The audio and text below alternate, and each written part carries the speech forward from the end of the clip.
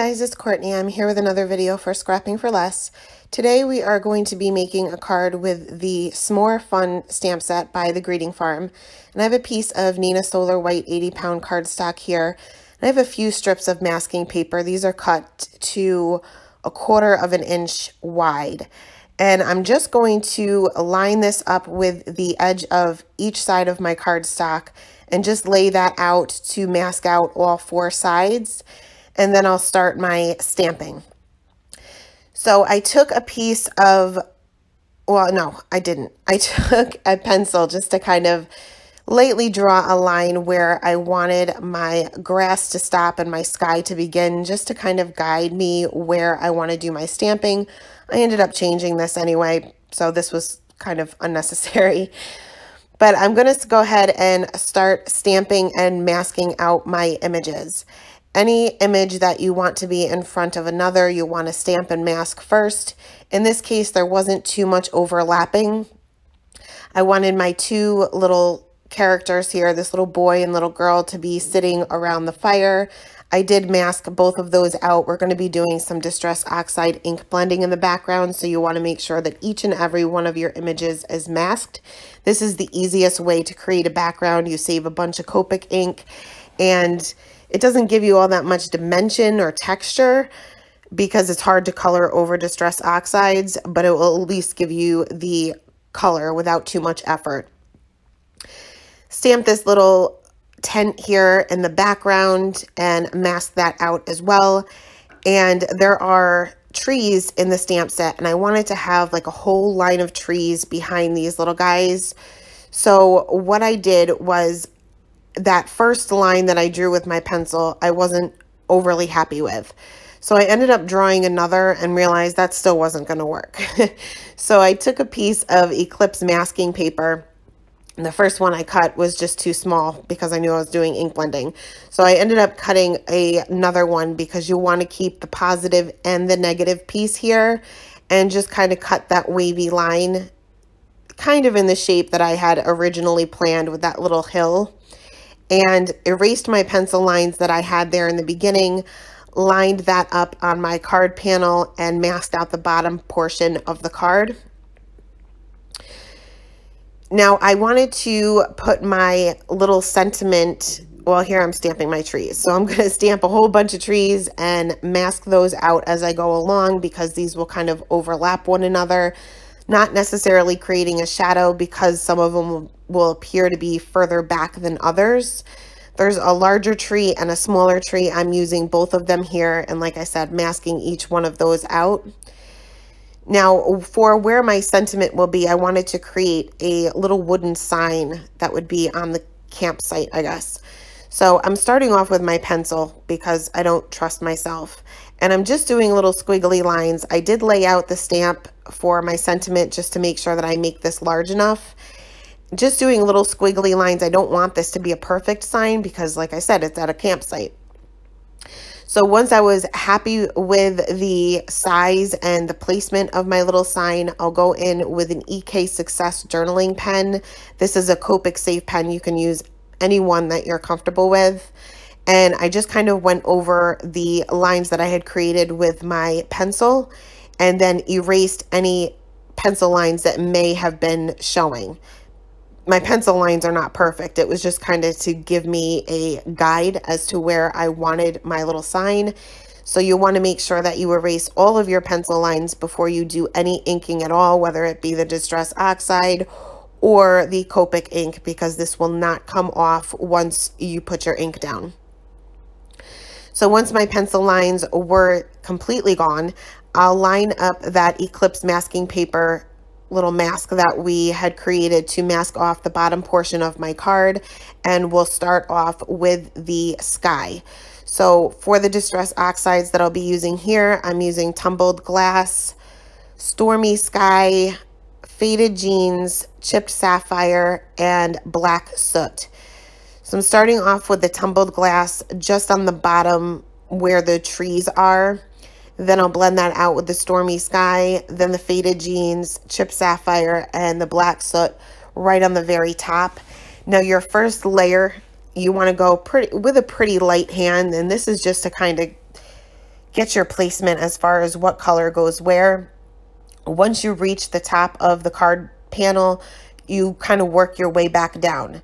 You can work your way back up and down as many times as you need in order to get the blend that you're looking for. I went over certain areas quite a few times. Some of the masks on the trees were starting to come up, so I just want to make sure that I'm not completely tearing those up and I have too much ink bleeding underneath those. So I just kind of go in the direction of the mask. So you'll see when I get to the tumbled glass, I'm kind of just pouncing my ink blending tool here just to make sure that I don't remove any of those masks.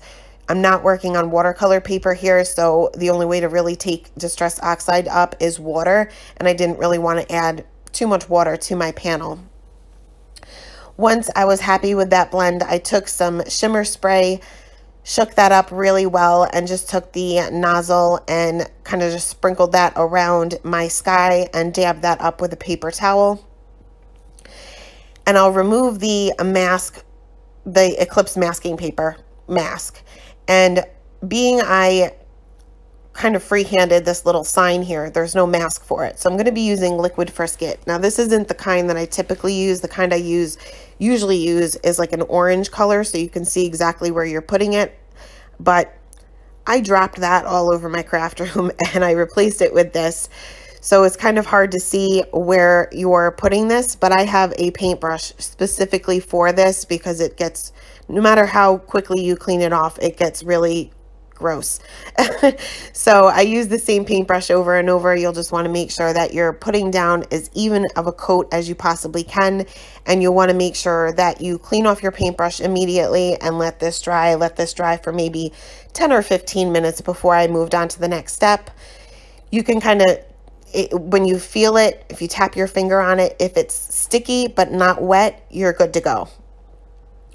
So I'll take that a negative piece here of that Eclipse masking paper and mask off my sky and just line that up the best I can. Now I want to see just a teeny tiny bit of that sky showing underneath that mask, because if you don't, you're going to end up with a white line. So here I am using Twisted Citron, peeled paint, and shabby shutters. My plan was to put a glow around the fire and make all the other area of the grass a lot darker. I used two similar of colors and I didn't really get the contrast I was looking for. I did go back and forth several times, especially with that Twisted Citron, which is more of a yellow green, like a bright yellow green, but it just wasn't giving me that glow around the fire that I was looking for. And after trying this over and over and still not getting the results that I was looking for, I decided to just leave it as is. I'll add some shadows to some of the images later on, which will hopefully kind of brighten up the fire area. So once I had that down and I was happy with the placement, I will go ahead and remove my masks. For the liquid frisket, you can just kind of rub your finger along that and it will come up. I should have waited a little bit of time for my Distress Oxides to dry because I ended up peeling up some of the paper itself. But it's a rusticy looking sign, so I left it as is. It'll give it some more character. So we'll move on to the Copic coloring. And I'm going to start off with this side, and you can see the paper's kind of rough there, but I colored right over it, didn't really have an issue. Going over the entire thing with the E53, which is my lightest color, and then I'll go in with the E59, which is the darkest color, and just add a little bit of shadow on the little post there, and off to the left-hand side, my light source will be that campfire. So the further away it is, the darker it'll be. Going in with the E57 and extending those shadows out a little bit further and just adding some little squiggly lines all over the sign, and this will kind of give it a little bit more texture as far as wood green. Blending all of those areas out with the E55, and then finally I'll go back in with that E53 and cover up that entire area, and that'll kind of blend out my little squiggly lines and make it a little bit, I don't want to say realistic, but not as noticeable. So once I had the sign down, we'll move on to the little characters. Now, there's going to be a little bit of a glow on these little guys because the fire is right there. So I'm just going in with my Y000 to put down a light layer of where my glow will be so I don't color directly over it. We'll move on to the skin tones, and I'm using the same color combination for both of these just because it's a little bit easier. Adding a little bit of shading underneath their hair. For her, she's going to be a little bit darker off to the right, and he's going to be darker off to the left because that's the parts that are furthest away from the fire. So I'm not adding any of my darkest colors to the middle where the fire is. So to the left of her and to the right of him, I'm not adding any of my two darkest colors. I will add my lightest mid-tone to her little arm and leg and his little arm and leg, and then blend that out with my lightest color. Going to go in with a I think I used a Y02, and just kind of brighten up that little yellow highlight that fire would be creating. And then going back in with that E50 just to blend that out a little bit. For their hair, I'm going to color her a brunette. So for hair, I go right in with my darkest color. I find that to be easiest. Now, her hair has some shape to it, but you don't have those black lines within the image to show you where that is. So I'm going to add a little bit of shading where her hair is parted, but I'm only going about halfway because she clearly has bangs. So I'm going to create my own bangs here just by putting a few little flicks on the top and the bottom part of where her bangs would begin and end. Putting a little bit more shading off to the right because that would be the darkest area furthest away from that little fire. Not putting any of the darkest color on the right hand side, or the left hand side rather. Going in with the E15, extending my flicks out a little bit further in the middle and off to the right, and adding just a little bit on the left hand side. Finally going in with my lightest color for her hair, extending all of those flicks out, but just leaving a little bit of that highlight for that Y02 where that reflection would be on her from the fire. Once I had the Y02 down, I did go back in with the E13 just to kind of blend that out a little bit so I just didn't have a straight line of yellow. For him, I'm going to make him a blonde, and I should have made his hair a little bit darker because it did blend in with that Y02 a little bit too much. But I'm just going in with the darkest color, the E15, and just adding shading to the bottom part of his hair, but not going all the way over to the right, extending that out with the YR24, and then finally the Y23, going in, adding that little highlight with the Y02, and then back to that Y23 to blend that out. For their little outfits, they don't really have much to color here, so you don't really have to do much shading here. But I did use 3 colors plus the Y02. Did his shading above his little legs and off to the left-hand side. And this is a beige, it's more of a blue than green. But I did add that little highlight of that Y02. Same thing for her, but I'm going to be coloring her little shirt pink. Doing the shading for her off to the right hand side and underneath her little collar and above her little legs, going in with that Y02 just to add that highlight and blending that back out with the R81. Next we'll move on to, well, first I added just a little bit of shading to their little socks and her little collar there with a C1. You can skip this step, they're really tiny. So we'll move on to the tent. I'm going to start off with my lightest color and map out my darkest areas. For this side of the tent, this is a round object. It's kind of bowed out. So my highlight is going to be right there in the center, and then off to the left-hand side of the front of the tent because that's furthest away from the fire. Going in with my darkest color and just using flicking motions just to make sure that my blending is a little bit easier. When I start with the front, I don't want those two darkest areas being directly next to each other. So I left a little tiny line, and I don't even know if you guys can see it, where the two sections of the tent meet. And I'll save that for my highlight color, and this will kind of separate the different sections of the tent rather than having those two dark areas right directly next to one another.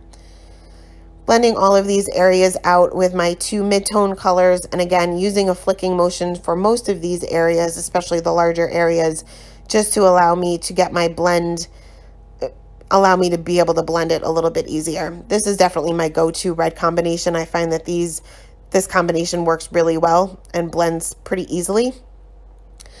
For the inside of the tent, I wanted it to appear that it was lit inside, so I just went in with that Y02 and colored that in solid. For the little rocks around the fire, I'm just going to use 2 different colors here, just putting a little bit of shading on the base of the rock as well as where one rock is kind of underneath or behind another. And for the middle part where the dirt would be, I'm just going in solid with the E31 and coloring that in. For the fire, I wanted to make sure I had different colors here. So I'm using I'm using 2 Y markers and an R marker. So I'm going to cover the entire thing with that Y marker, the Y08. Then just add a little bit of the Y or the R35 just there in the center, kind of going with the same shape of the fire, blending that out with the Y38, and finally going back to that Y08 just to kind of give this different colors within the fire. For the trees, I'm going to keep this nice and simple, covering up the entire thing with my lightest color. For the darkest color, I'm going to draw a line to help guide me where these little sections of the tree start and end, and just flicking these down with the darkest color. Blending that out or extending those flicks a little bit further with the mid-tone, and then finally going back in with that lightest color and just covering up the entire thing. I wasn't getting the dimension I was looking for, so I did go back in with the darkest color just to add a few more flicks, and I did not blend these out. I left these as is. Colored all of those the same way and added a few shadows underneath my little boy and girl and the tent. I'm using YG markers here, and I typically don't color over Distress Oxides unless I'm watercoloring with them. You can see, especially underneath that tent, how it kind of gets a little bit muddy. So you don't want to over blend here, or else you're just going to kind of spread that ink around. Fixed up some of those areas where my mask wasn't perfect for the sign as well as the trees. I just picked a Copic marker that matched the Distress Oxide ink in the background the best I could, and just fixed up those areas so I didn't have any white highlights around my images. Once my coloring was done, I took my white gel pen and just added a few little highlights to the little tent, and I wanted to add some shimmer to the fire. Well, first I stamped my sentiment with VersaFine Onyx Black ink right there in the center of the sign, and my shimmer pen, my Spectrum Noir shimmer pen, kind of globbed a little bit, so I ended up having to add sparkle to the rocks and everything because it spread all over the place. I fixed up some of my masks around the edges where that tree was, especially I kind of went outside where my mask was, and I just used a white gel pen to fix those areas up.